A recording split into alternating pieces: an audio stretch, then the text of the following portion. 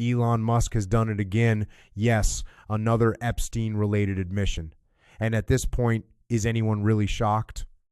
It feels like he's always stepping on the same rake and somehow making things messier for himself. But this one hits a little differently. This past week, the Georgia State Elections Board formally reprimanded Elon Musk's America PAC for violating state election law, distributing pre-filled absentee ballot applications across 5 Georgia counties.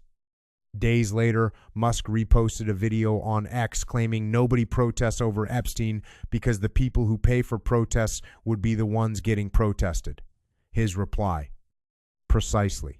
What's notable is not that Musk said something careless. It's what he described that is a precise description of his own documented behavior. When you place his election law violations alongside the DOJ's January release of his Epstein correspondence, the island requests, the SpaceX tour with Epstein's so-called assistants, the honey trap operation targeting his brother Kimball, a very specific pattern of conduct emerges. And it's the same pattern that defines every member of what I've been calling the Epstein network, not a scandal, an infrastructure.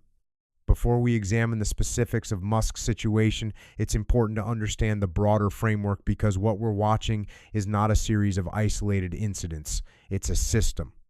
For decades, there has existed a class of individuals concentrated in finance, technology, and intelligence-adjacent institutions who operate beyond the jurisdiction of any single nation-state.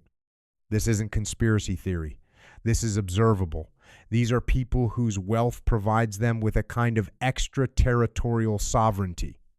They are not bound by trade law, labor law, election law, or international law, not because they're above these laws in theory, but because the enforcement mechanisms were never designed to reach them. Jeffrey Epstein's operation was a node in that system. Not the whole system, a node.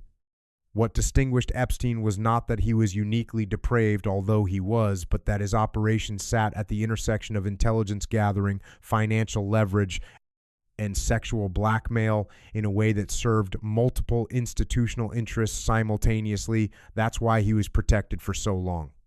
Not because of any one powerful friend, but because his function was useful to structures far larger than any individual. What the Epstein files are revealing slowly, selectively, with strategic redactions is the membership list of that class. And what's critical to understand is this: the same behavioral patterns that define someone's Epstein involvement, the belief that laws are suggestions, that consequences are for other people, that institutions exist to serve your interests, those same patterns show up everywhere else in their conduct. That's the connection between Elon Musk's Georgia election fraud and his Epstein correspondence. It's not a coincidence that the same man who violated Georgia election law also asked a convicted sex offender about the wildest party on his island. It's the same operating principle expressed in different arenas. Rules are for people who don't have the resources to ignore them. Let's begin with what's verifiable, because the specifics matter. On February 18th, the Georgia State Elections Board voted unanimously to issue a formal letter of reprimand to Elon Musk's America PAC.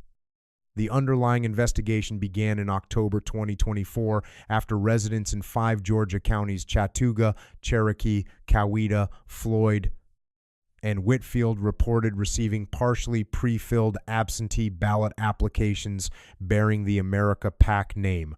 Under Georgia Statute 212381, it is illegal for any person or entity other than an authorized relative to send a voter an absentee ballot application pre-filled with that voter's information.